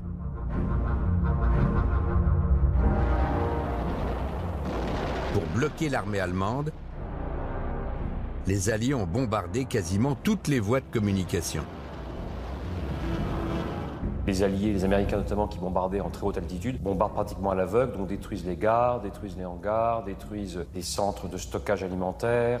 Donc la France souffre dans l'immédiate après-guerre, dans les jours qui suivent la libération, la France souffre d'un manque de voies ferrées, de trains, de camions. Quand il y a les camions, il n'y a pas d'essence. Dans ces conditions, eh bien, on ne peut plus amener vers les grandes villes les stocks alimentaires suffisants. Impossible donc d'acheminer la nourriture par camion sur des routes impraticables. Alors les éleveurs amènent directement leurs vaches à pied, comme ici à Paris. Des cheptels d'une vingtaine de vaches qui arrivent au compte-gouttes. C'est bien insuffisant pour nourrir les 2,5 millions d'habitants de la capitale. Si les Français se serrent la ceinture depuis le début de la guerre, à la Libération, la situation est presque bien pire. Voilà ce que mangeait un Parisien sous l'occupation en une journée. Cela tient en une assiette, 1300 calories. C'est la ration quotidienne. C'est 2 fois moins qu'aujourd'hui. À la Libération, l'assiette se réduit encore et encore, jusqu'à 900 calories seulement. L'équivalent d'un petit morceau de viande, un œuf, 2 pommes de terre, un morceau de pain et de beurre, et ce, pour tenir toute une journée. Paris est au bord d'une situation de famine. Les calories en moyenne se situent à 900 calories par jour, alors qu'il en faut, selon les nutritionnistes, il en faut à peu près 2400 à 2500 par jour pour mener une activité normale. Et toujours selon des nutritionnistes, en général, le seuil de la famine, c'est à 600.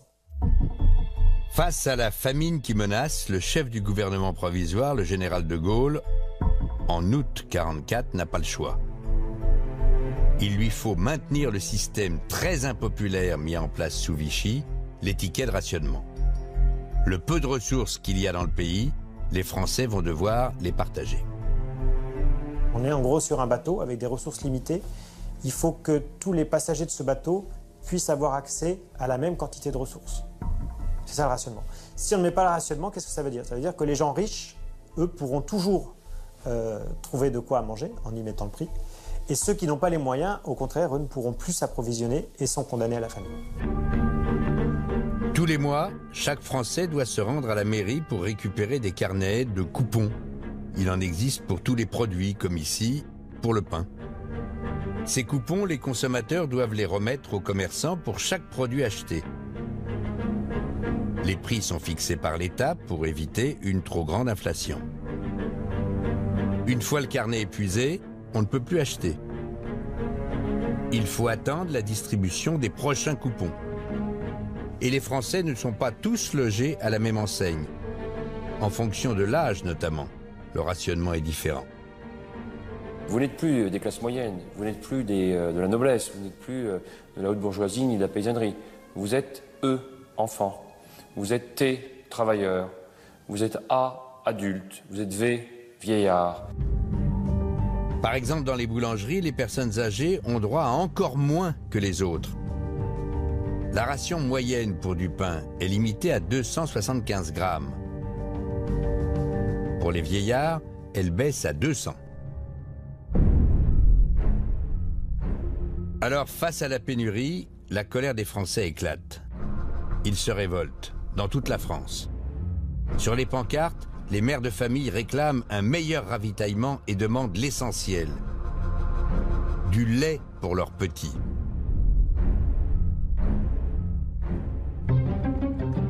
Alors pour pouvoir se nourrir dans les grandes villes, les habitants s'organisent. À Paris par exemple, les jardins des grands bâtiments publics se transforment en potagers géants. Comme ici, aux Invalides, en face du Grand Palais, et même devant la résidence officielle du chef du gouvernement, à Matignon. Dans ces cultures, il faut qu'il y ait le moins de pertes possible, alors on y fait pousser des légumes très résistants, des rutabagas et des topinambours, des ersatz de pommes de terre qui calent bien l'estomac. Et pour tous les produits qui manquent cruellement au quotidien, les Français ont recours au système D. Pour faire du faux café, par exemple, c'est la même recette que sous l'occupation. Il suffit de faire griller de l'orge, le moudre dans un moulin, rajouter de l'eau bouillante et ça fait l'affaire. Mais ce goût de faux café qu'elle a tant détesté pendant la guerre, Ginette, la Parisienne, aurait bien aimé l'oublier. C'était mauvais. Ça avait été grillé, Ça vous faisait un jus marron, point barre. La seule chose que ça apportait, c'était un peu de chaleur, parce que vous buviez chaud. Mais les Français ont beau être inventifs, cela ne suffit pas. Pour pouvoir manger à leur faim, de plus en plus de Français vont se tourner, comme sous l'occupation, vers des pratiques illégales, en particulier le marché noir. De la petite revente sous le manteau à des réseaux ultra organisés, ces filières parallèles vont connaître une ampleur phénoménale à la Libération, jusqu'à l'apparition de véritables gangs. Il faut dire que pour s'approvisionner chaque jour, la quasi-totalité des commerçants va avoir recours à ces marchés illégaux. Comme Roger Bilbot, un boucher installé au nord de Paris, rue Cadet, dans le 9e arrondissement. Son fils, Gérard, a aujourd'hui pris la relève. À l'époque, il avait 5 ans. Et il se souvient encore comment son père devait se battre pour faire rentrer le moindre morceau de viande en rayon. Il y a des jours où la boutique était fermée parce qu'il n'y avait plus rien à vendre. Donc on fermait. Il fallait aussi se bagarrer pour se faire ravitailler. Alors pour faire tourner sa boutique, Roger Bilbot va utiliser un stratagème digne d'un polar. Chaque semaine, il se rend dans Lyon pour se ravitailler sous le manteau chez les éleveurs. À chaque trajet, le commerçant prend un risque énorme. Car sur la route, les barrages de police sont nombreux. S'il se fait prendre au retour, il risque plusieurs années de prison. Alors pour transporter sa marchandise, Roger utilise une couverture. La camionnette d'un complice au-dessus de tout soupçon. Un pharmacien qui remonte régulièrement à Paris pour livrer des officines. Les voitures se faisaient arrêter pour des contrôles. Alors la pharmacie, elle livrait des médicaments. Bon, on ne trouve pas tout le monde, bon, ok, passer quoi. C'était un espèce de laisser-passer en quelque sorte. Le retour se fait à la nuit tombante, 4 heures de route. Et à l'arrivée, Roger a tout prévu pour décharger la cargaison au plus vite. On était sur Petite Guerre. La concierge de Lille avait été prête. Ma mère était sur le tas aussi. Il y avait un voisin à café en face qui disait oui, je vous appellerai quand ça arrivera. On descendait ça à la cave et on recouvrait, on mettait un drap et on recouvrait le charbon pour que ça ne se voit pas. Cette viande, Roger va la vendre clandestinement. Il ne se fera jamais prendre. C'est grâce à des combines comme celle de ce boucher que les Français vont pouvoir trouver toutes sortes de produits alimentaires sur le marché noir. Mais le problème, c'est qu'ils vont devoir payer le prix fort, jusqu'à 10 fois plus cher que les tarifs officiels. Le kilo de viande, 280 francs, au lieu de 70 au marché officiel. Un œuf, 25 francs au lieu de 3. Le kilo de beurre, 600 francs au lieu de 60. Cela revient à dépenser la moitié d'un SMIC d'aujourd'hui. Paulette, la mère de famille de Cherbourg, a acheté, quand elle le pouvait, au marché noir. Et 70 ans plus tard, elle est toujours en colère contre les commerçants. C'était pour faire de l'argent. Alors il faisait le prix qu'il voulait. C'est-à-dire que c'était plus cher, c'était tout. Mais c'était, bien souvent, c'était le même morceau qu'il aurait dû vous vendre au prix qu'il fallait. Mais non, il nous volait. Ce trafic de nourriture ne va pas se limiter à des commerçants qui agissent chacun dans leur coin. Il va aussi faire les affaires de réseaux ultra organisés qui vont gagner des fortunes. Des filières illégales alimentées par des complices a priori au-dessus de tout soupçon, des soldats américains, des GIs. Il faut dire que si les Français crient famine, les soldats américains, eux, mangent à leur faim. Ils ont même de la nourriture à profusion. L'armée américaine a prévu 4 à 5 000 calories par jour pour chaque soldat. C'est énorme comparé aux 900 calories des Parisiens. Alors très vite, certains GIs peu scrupuleux vont profiter de cette manne pour faire du business sur le marché noir français. Une zone d'ombre de la libération encore méconnue et qui est mise aujourd'hui au grand jour par le travail de 2 jeunes historiens, Arthur Mémin et Noémie Fossé. En 1945, donc les affaires qui ont été démantelées, j'ai répertorié plus de 450 affaires. C'est quand même énorme. On parle de plusieurs millions de dollars de marchandises à l'échelle de la guerre. Un phénomène inquiétant donc qui a fait écho outre-Atlantique. Dès 1945, la presse s'empare du sujet. Le Yank, un magazine destiné aux soldats américains, en fait sa une en mai 1945 et titre « Révélation sur les GIs racketteurs à Paris ».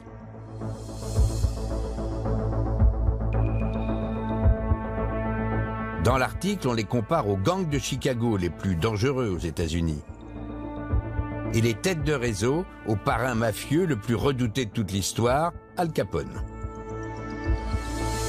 Ces gangs étaient organisés avec la même redoutable et impitoyable efficacité qui ont qualifié le gang d'Al Capone de Chicago dans les années 20.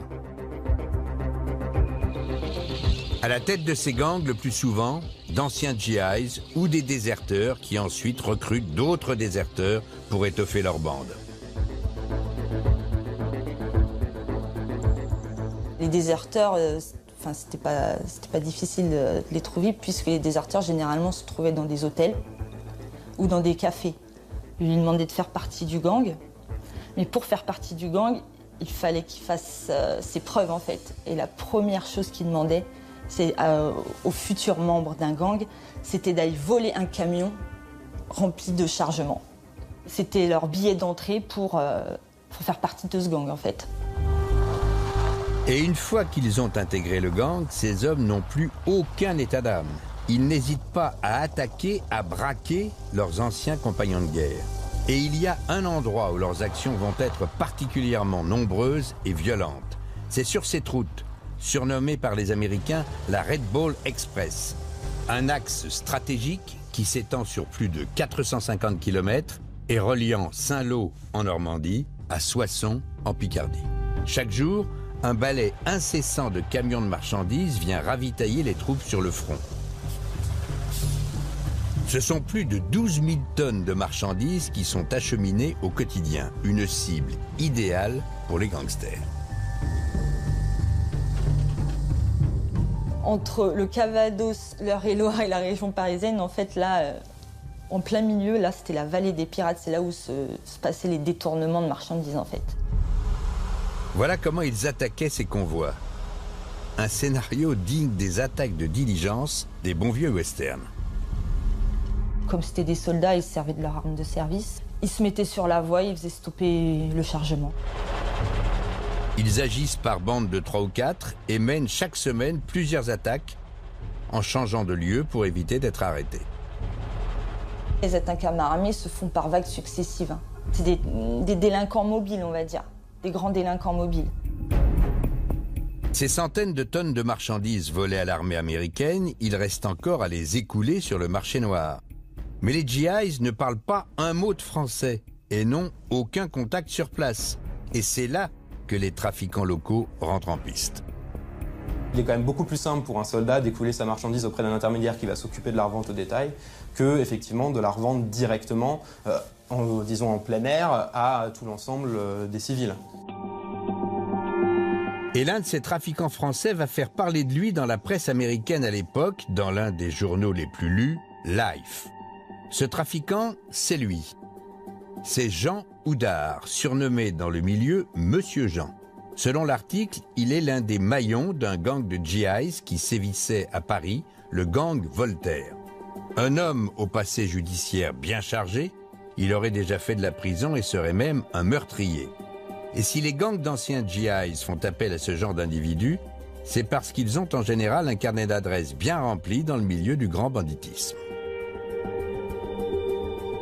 Ce genre de personne n'a pas commencé sa carrière d'un coup quand les Américains sont arrivés. Il faut quand même une certaine forme d'organisation et de connaissance de façon de procéder. Le travail de ces intermédiaires, c'est d'écouler la marchandise auprès de grossistes du marché noir. Et tout l'enjeu, c'est de la vendre au plus vite, car ces camions entiers de cagettes et de cartons, cachés dans les entrepôts, risquent rapidement d'attirer l'attention des autorités. Alors ils cassent les prix, jusqu'à 2 à 3 fois moins cher que les autres resellers sur le marché noir. Par exemple, 1 kilo de sucre est revendu en moyenne 200 francs sur le marché noir français, Mais celui volé à l'armée américaine coûte au maximum 70 francs. C'est vraiment une bonne technique commerciale, quoi. Je pense parce que déjà, ce qu'ils volaient, c'était...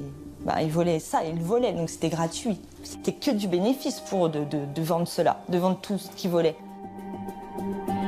Ce marché souterrain va permettre aux gangs d'anciens GIs et leurs intermédiaires d'amasser beaucoup d'argent. La presse américaine de l'époque fait référence à des sommes colossales. En 3 mois, l'un des plus gros réseaux aurait gagné environ 1 million de francs. Des affaires qui écornent l'image de toute l'armée américaine. Si certains soldats américains commencent à se comporter comme des gangsters, cela pose un énorme problème d'image pour l'armée qui a une guerre à gagner et qui a besoin que les populations civiles la soutiennent derrière. Alors le général Eisenhower, le commandant en chef des forces alliées, s'empare de la question. Dans une note interne que nous nous sommes procurée, datant du 24 janvier 1945, l'état-major lance un avertissement à ses troupes. Sont listés les principaux problèmes de comportement de GIs en France. Excès d'alcool, crimes sexuels, mais aussi participation à grande échelle aux activités de marché noir. Le message est clair, il faut plus de contrôle et de sévérité.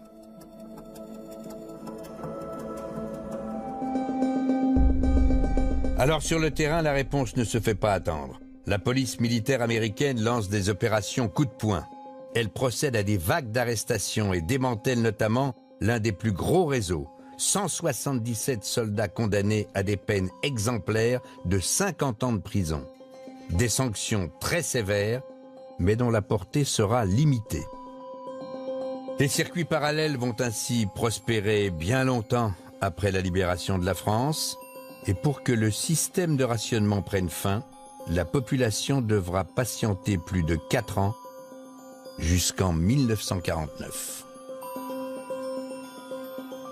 Le départ de l'occupant nazi est donc loin de signifier le retour à un quotidien paisible. Et c'est là que réside toute l'histoire de la libération. Une période cruciale où s'est joué le sort de notre pays. Une période de joie et de chaos, durant laquelle les Français ont pris les armes contre l'ennemi, mais aussi contre eux-mêmes. Mais une période dictée par une seule volonté, reprendre le contrôle de notre destin, pour retrouver la liberté.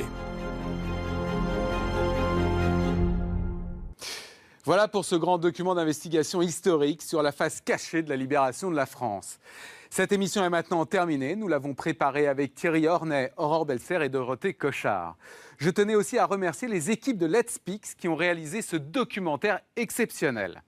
Bonsoir et à très bientôt pour un nouveau numéro d'Histoire interdite.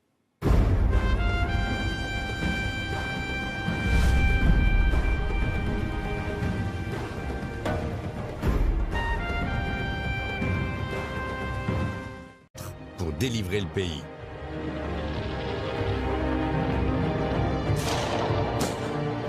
Madeleine Riffaut a 90 ans. Elle en avait 19 quand elle a pris les armes.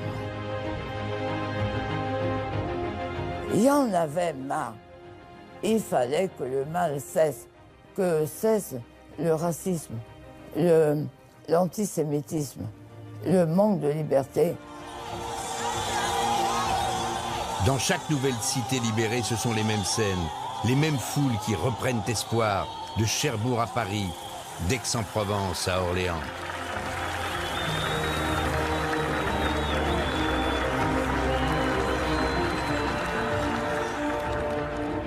Jean Mouchel a 84 ans.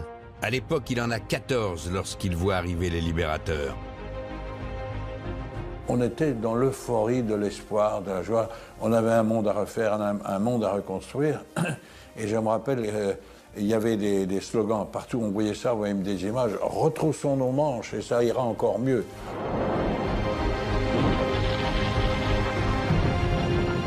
Mais derrière la liesse, derrière l'espoir, il y a une autre réalité. Le chaos, règlement de compte, scènes de violence, exécutions sommaires.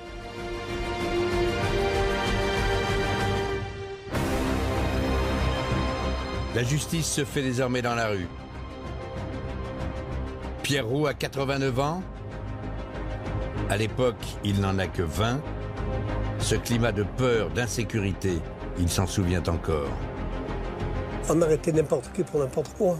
Il suffisait que quelqu'un dise « mon voisin était ça », on l'arrêtait. Cette période de la libération a marqué pour toujours l'histoire de notre pays. Et pourtant, aujourd'hui, 70 ans après les faits, nous sommes loin de tout en connaître. Il reste encore des héros au courage inouï qui ne figurent pas dans les livres d'histoire. Des stratagèmes incroyables qui ont permis de tromper l'ennemi.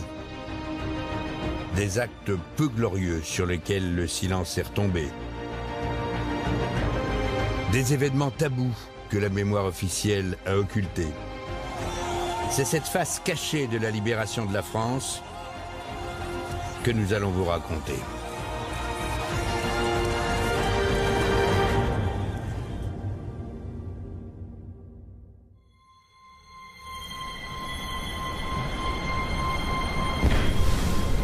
On l'ignore souvent, mais la libération de notre pays ne s'est pas seule devenir sage-femme. Mais en cachette de ses parents, elle a rejoint un groupe d'étudiants résistants. Dès qu'elle le peut, elle mène des actions de propagande.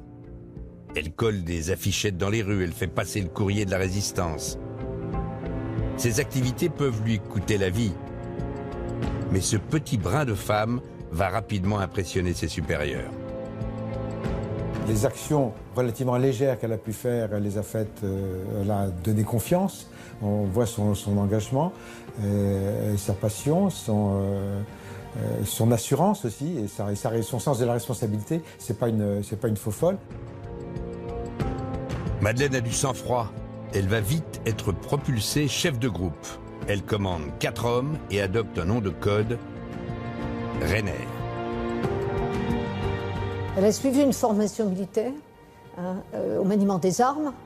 On lui a fait transporter du matériel pour saboter.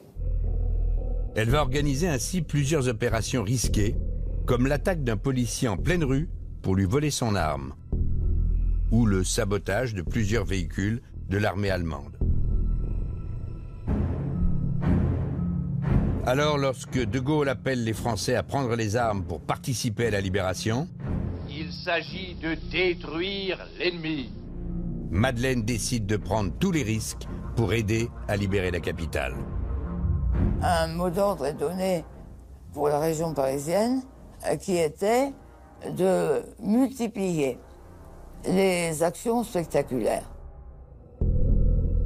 Les résistants les plus radicaux font circuler des tracts comme celui-ci, qui appellent sans ambiguïté à tuer des soldats allemands. Le fait de tuer un officier allemand peut créer les conditions de la libération, tout simplement en montrant par un passage à l'acte que beaucoup de choses sont possibles. Mais les hommes que commande Madeleine sont comme elle très jeunes et peu expérimentés. Et puis lorsqu'on a 20 ans, abattre un homme de sang-froid en pleine rue, serait-ce un officier allemand? Ça n'est pas si facile. Il y en a un qui me dit ben écoute Rainer, je te demande pardon, mais quand j'en ai eu un au bout de mon revolver et j'ai pas tiré. Et pourquoi t'as pas tiré? Je sais pas. J'ai pas pu, Rainer, écoute, abattre froidement un homme comme ça. Seulement joué ce fameux 6 juin 1944 avec le débarquement allié. Même si ce jour-là, plus de 150 000 soldats ont redonné l'espoir aux Français en mettant le pied en Normandie. En réalité, l'avenir de la France se disputait à des milliers de kilomètres de là.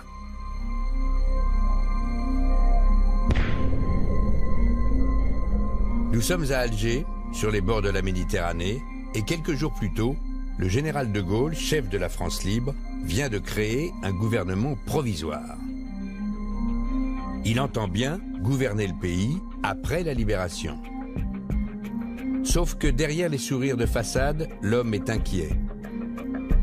Car il sait que les Alliés, eux, ne l'entendent pas du tout de cette oreille. Ni les Américains, ni les Britanniques, ni les Soviétiques ne reconnaissent ce gouvernement. Tout simplement parce que, suivant l'avis du président Roosevelt, ce gouvernement n'est pas légitime. De l'autre côté de l'Atlantique, à la Maison-Blanche, l'avenir de la France est tout tracé. Le président américain, donc, Franklin Roosevelt, ne veut pas du général de Gaulle à la tête du pays. Pas question d'un militaire sans légitimité démocratique pour diriger le futur gouvernement. Alors sur le terrain, l'administration alliée a déjà tout prévu pour gérer l'avenir d'un pays qui est à leurs yeux dans le camp des perdants et qui a collaboré avec l'Allemagne. En Normandie, parmi les troupes, il n'y a pas que des soldats. Il y a aussi près de 1500 administrateurs, des officiers spécialement formés et destinés à superviser toute l'administration de la France libérée. À la libération, il faut que la France soit administrée par les Alliés en attendant qu'elle se reconstruise. Processus qui, aux yeux du général, est tout à fait criminel, puisqu'il revient à dénier et la souveraineté de la France et la réalité du pouvoir du général de Gaulle. Plus surprenant encore, Washington a carrément fait imprimer aux États-Unis des billets de banque français. Des billets comme ceux-ci de 5, 10 et 100 francs. Au total, un magot de 40 milliards. En Normandie d'ailleurs, les soldats utilisent déjà ces francs made in America. Pour le général de Gaulle, c'est inadmissible. Cela revient à transformer la France en colonie américaine. L'histoire de cette monnaie, elle est très révélatrice parce que sur les billets, il n'est nullement fait mention de De Gaulle, ça on aurait pu s'en douter. Il n'est fait nulle mention du gouvernement provisoire et même les termes République française n'apparaissent.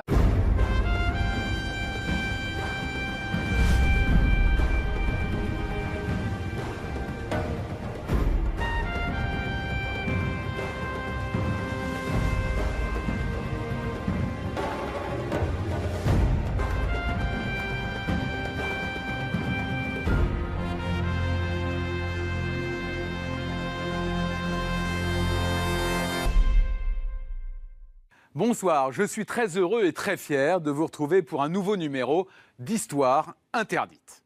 Alors le principe de cette émission est de raconter les dessous d'un événement ou d'une période historique en nous intéressant à des faits méconnus, à des faits oubliés, en nous intéressant surtout à des personnages de l'ombre qui ont contribué à changer le cours des choses et qui pourtant ne figurent pas dans les livres d'histoire. Ce soir, nous allons aborder ce qui demeure encore aujourd'hui l'un des moments les plus cruciaux dans le destin de notre pays. Je veux parler de la libération de la France. Une bataille qui a duré près d'un an et dont nous célébrons tout juste le 70e anniversaire en ce début d'année. Alors, de cette période, on retient surtout les images de liesse, les images de joie d'un peuple qui retrouve sa liberté. Mais ce que l'on sait moins, c'est que dans la réalité, la France était au bord du chaos. Car à l'époque, il n'y a plus de sécurité, plus de justice, plus de police. Et chose surprenante, les Alliés, à commencer par les Américains, ont l'intention de nous administrer, rien que ça, de nous gouverner, ne serait-ce que temporairement. Pourquoi ?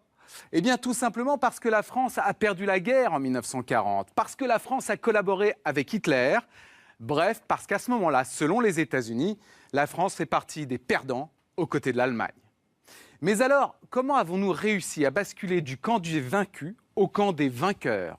Dans quelles conditions la résistance française a-t-elle fait preuve d'un courage inouï en menant une course de vitesse avec les Alliés pour reprendre le contrôle du pays et ainsi faire en sorte que la France reste aux mains des Français. Voici la face cachée de la libération de la France, une grande enquête historique racontée par Pierre Lescure et réalisée par Juliette Desbois, Caroline Amiard, Julie Pichot et Quentin Canette.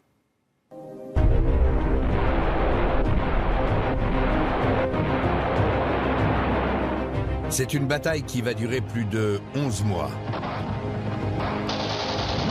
11 mois depuis le D-Day du 6 juin 1944. Jusqu'à la signature de la capitulation le 8 mai 1945.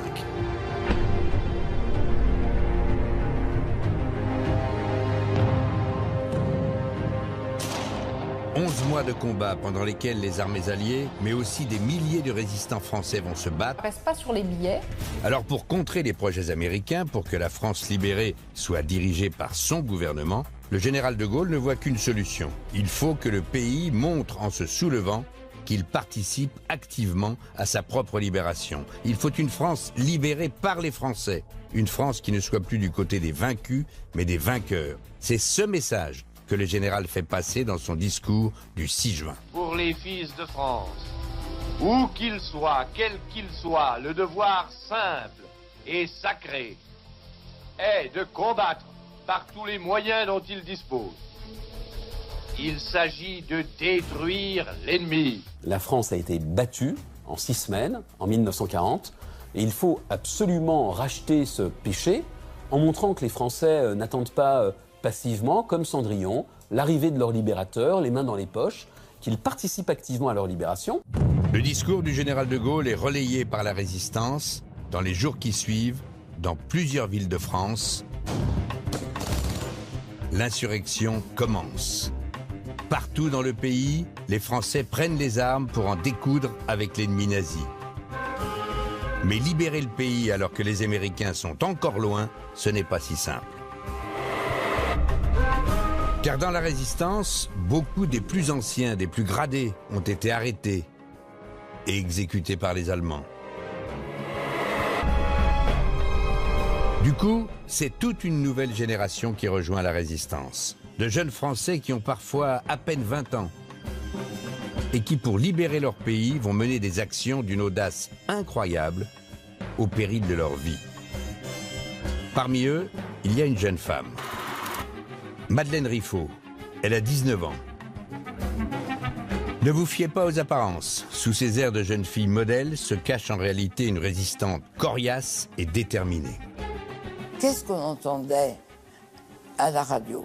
La voix du vieux maréchal Pétain, chevrotante, et qui disait « Soyez courtois avec l'occupant ». Bah, j'ai pas envie, moi. J'ai pas signé l'armistice, moi. C'est pas moi qui l'ai signé. Dis donc, vieux con. Madeleine Riffaut, c'est l'histoire d'une de ces jeunes Françaises ordinaires que rien ne destinait à devenir une héroïne, mais qu'un courage inouï va faire entrer au cœur de la grande histoire.